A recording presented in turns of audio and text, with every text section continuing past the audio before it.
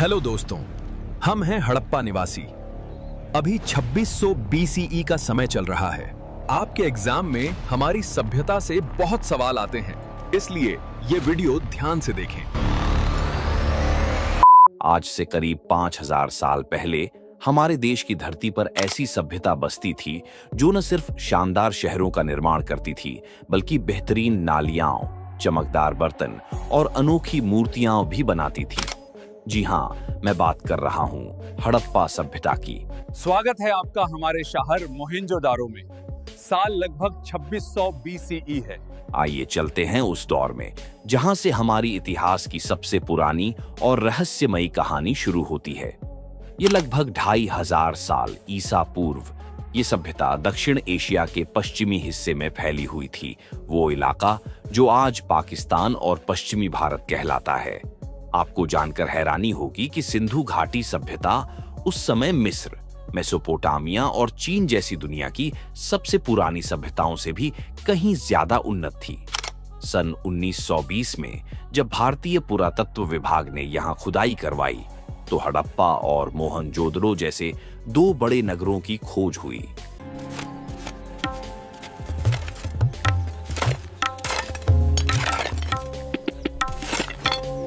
और फिर 1924 में विभाग के डायरेक्टर जनरल जॉन मार्शल ने आधिकारिक तौर पर दुनिया के सामने इस नई सभ्यता की घोषणा की।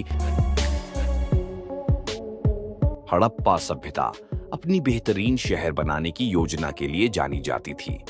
मोहनजोदड़ो और हड़प्पा जैसे नगरों में ऊंचाई पर दुर्ग बने हुए थे, जहां शायद ऊंचे दर्जे के लोग रहते थे। यह है हमारा मोहनजोदारो। पश्चिमी हिस्सा, जिसे हम नगर दुर्ग कहते हैं, ऊंचे स्थान पर बना है। यह है पूर्वी हिस्सा, जो नगर दुर्ग से बड़ा मगर निचले स्थान पर है। यहाँ हम जैसे आम लोग रहते हैं। इन दुर्गों के नीचे ईंटों से बने आम लोगों के घर हुआ करते थे। इस सभ्यता की सबसे खास बात थी ग्रिड सिस्टम, मतलब सड़कों को इस तरह बनाया जाता था कि वे एक दूसरे को सीधी 90 डिग्री पर काटे। देखिए, हमारी गलियां पूरी तरह सीधी हैं और 90 डिग्री के कोण पर एक दूसरे से मिलती हैं। ऐसी व्यवस्था आपको हड़प्पा और मोहनजोदड़ो दोनों स्थानों पर दिखाई देगी। यहाँ बड़े बड़े अन्न भंडार बनाए गए थे।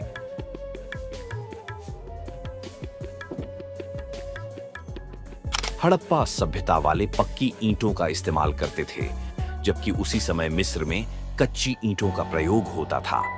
हम मजबूत पकी ईंटों से घर बनाते हैं। इनके शहरों में नालियों की व्यवस्था बेहद शानदार थी।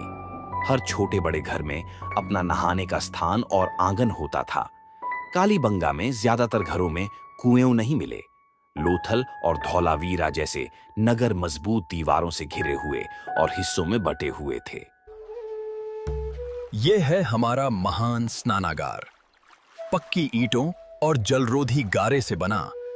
हड़प्पा सभ्यता के लोग कांसे की चीजें ढालना जानते थे।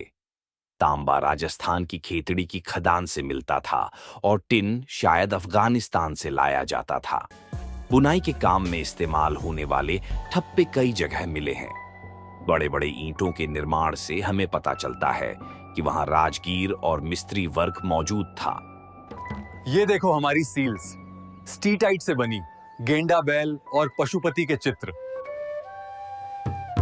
हड़प्पा वाले नाव, मनके और मोहरे भी बनाते थे। मिट्टी की मूर्तियां और चमकदार बर्तन बनाना उनकी खास पहचान थी। सोना, चांदी और कीमती पत्थरों से आभूषण बनाने वाले जौहरी भी वहां होते थे। हम हड़प्पा में ऐसे बर्तन बनाते हैं, देखो, ज्यामितीय डिजाइन और कितने मजबूत। सिंधु घाटी सभ्यता से बहुत ही कम लिखित प्रमाण मिले हैं और जो मिले हैं वो आज तक पूरी तरह पढ़े नहीं जा सके। इसीलिए यह समझना मुश्किल है कि राज्य व्यवस्था कैसी थी। किसी मंदिर के प्रमाण नहीं मिले हैं, इसलिए माना जाता है कि पुजारियों का कोई खास प्रभुत्व नहीं था। कई विद्वानों का मानना है कि हड़प्पा सभ्यता व्यापारी वर्ग के हाथों में थी। कुछ विद्वानों का यह भी कहना है कि वहां कोई शासक वर्ग नहीं था, सबको बराबरी का दर्जा मिला हुआ था। वहीं कुछ अन्य विद्वान मानते हैं कि अलग-अलग शहरों में अलग शासक वर्ग मौजूद थे। धर्म, मिट्टी की मूर्तियों से पता चलता है कि लोग पृथ्वी को उर्वरता की देवी मानते थे और उसकी पूजा करते थे। मिस्र के लोग जैसे नील नदी को देवी मानते थे, वैसे ही पुरुष देवता के रूप में मोहरों पर एक 3 सींगों वाला चित्र मिलता है, जिसे योगी की मुद्रा में बैठे दिखाया गया है। उसके चारों तरफ हाथी, बाघ, गैंडा और भैंसा बने हुए हैं। पैरों के पास हिरण हैं। देखो, हमारी ये मुहर, बीच में योगी मुद्रा में त्रिशूल चित्र, चारों ओर हाथी, बाघ, गैंडा, भैंस। इस चित्र को बाद में पशुपति महादेव का रूप माना गया। कई पत्थरों पर लिंग और स्त्री जनन अंग के चित्र मिले हैं। मैं मोहनजोदड़ो का पुजारी हूँ। देखिए, मेरे वस्त्रों पर सुंदर डिजाइन और मेरी लंबी दाढ़ी। हड़प्पा के लोग पेड़ों और जानवरों की पूजा भी करते थे। हम पेड़ों और जानवरों की पूजा करते हैं। प्रकृति ही हमारा देवता है। उनके लिए सबसे खास जानवर था एक सींग वाला गैंडा और कुबड़ वाला सांड। बहुत से ताबीज भी खुदाई में मिले हैं। अर्थव्यवस्था, हजारों मोहरों, समान लिपि, वजन और माप की पद्धति से साफ है कि व्यापार इनकी जिंदगी का अहम हिस्सा था। ये लोग पत्थर, धातु, सीप और शंख का व्यापार करते थे। मुद्रा का प्रयोग नहीं था, बल्कि वस्तु विनिमय प्रणाली चलती थी। हमारे बाजार में हम बर्तनों को अनाज से बदलते हैं। देखो, यहाँ सब कुछ वस्तु विनिमय से चलता है। हमारी संस्कृति की जान। अरब सागर के किनारे इनकी समुद्री यात्रा व्यवस्था भी बहुत अच्छी थी। उन्होंने उत्तरी अफगानिस्तान तक अपने व्यापारिक ठिकाने बना रखे थे, जिससे मध्य एशिया से संपर्क आसान हो जाता था। हड़प्पा वाले लैपिस लाजुली मार्ग से भी व्यापार करते थे, जो अमीर वर्ग की पसंद माना जाता था।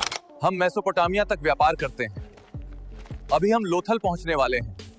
यही हमारा सबसे बड़ा समुद्री व्यापार केंद्र है। अब सवाल ये उठता है कि आखिर इतनी महान और उन्नत सभ्यता अचानक गायब कैसे हो गई।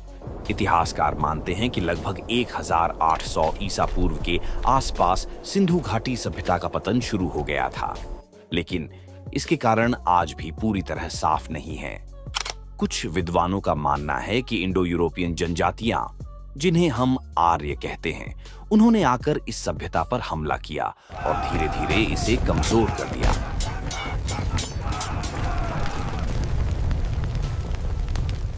दूसरी ओर कई विशेषज्ञों का मानना है कि इसके पतन का असली कारण प्राकृतिक आपदाएं थीं।